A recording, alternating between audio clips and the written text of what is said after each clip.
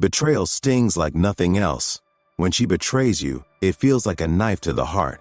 But the hard truth is that betrayal shouldn't be feared, it should be understood. Stoics like Zeno, Marcus Aurelius, Seneca, and Epictetus recognized the harsh realities of human nature. They understood that the world is imperfect, people will disappoint you, and life will throw curveballs.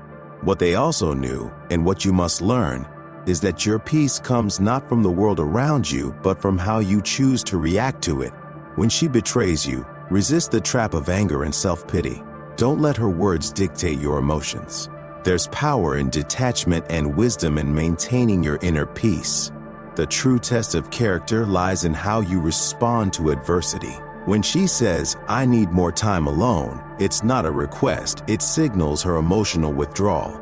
This statement reveals that she's no longer invested in the relationship as you are. It's not about needing space to find herself, it's about distancing herself from you without being direct. Let's be honest, when she says she needs space, it's a sign that she's lost interest. You might convince yourself it's just a phase, but deep down you know the truth, she's pulling away. Stoicism teaches us to view external events with emotional detachment. Her withdrawal is part of life, and you don't need to react emotionally. Don't chase her or beg her to fix what's already broken. By staying calm and composed, you show self-respect and resilience. Accept the situation. Her request for space is her way of closing the door. Trying to reopen it will only lead to more frustration. As the Stoics say, we can control our actions and reactions, but not those of others. Now is the time to take control of your destiny, detach from the outcome, and focus on your growth. Let her go and work on becoming your best self, because ultimately, you control your future. When she says, "We're just friends," understand that it's not neutral. It's her way of setting boundaries, indicating she's emotionally invested in someone else. This isn't just a casual declaration. It means someone else has taken the space she once reserved for you. The harsh truth is that she's telling you she's no longer interested. The more you argue or try to convince her otherwise, the more you'll see how little she values your feelings. If she's already using this line about another man, the relationship has shifted.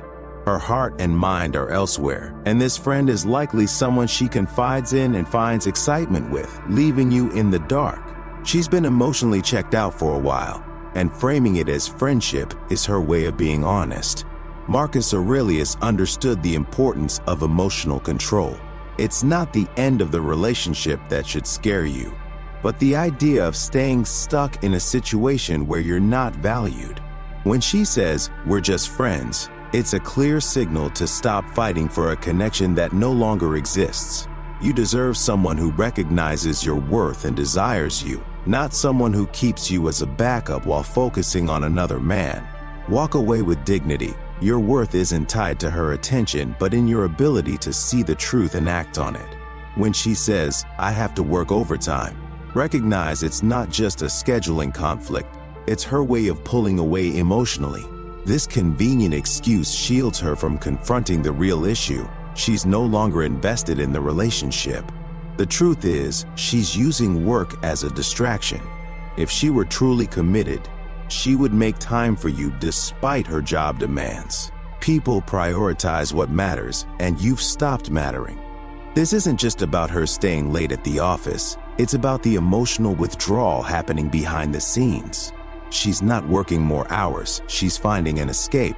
Stoic philosophy teaches us that while we can't control external events, we can control our reactions. So when she uses overtime as an excuse, don't let it rattle you. The situation is clear. She's distancing herself emotionally. It's her choice, and it doesn't reflect your worth. Your peace of mind shouldn't be disturbed by someone's refusal to be honest. When she says, "Someone else really gets me," don't fall for the illusion. This isn't an innocent remark, it's the start of her emotional exit strategy. She's already checked out and is trying to justify her betrayal. If someone truly understood her, she wouldn't need to tell you. This phrase signals her emotional withdrawal, and she's preparing you for inevitable rejection. The harsh truth is that when she says this, she's giving you a polite exit, minimizing her guilt while betrayal. Her statement about someone else getting her reflects her failure to commit and nurture the connection you once had. A high-value man doesn't beg for attention or validation. He recognizes when someone is emotionally lost to him and moves on with strength and clarity. When she says someone else gets her, it's not an invitation to fight for her. It's a quiet admission that she has already chosen someone else, whether emotionally or physically, and is too afraid to admit it. It's time to stop chasing someone unwilling to stay. A man who knows his worth doesn't wait for someone who has already emotionally left. When she says, "You're too good for me," understand that this masks her emotional withdrawal. This line is her first defense in her betrayal. She's not complimenting you or being humble. Instead, she's deflecting blame for her failure to meet your standards. The truth is, when she says you're too good for her, she's admitting she can't keep up and feels inferior.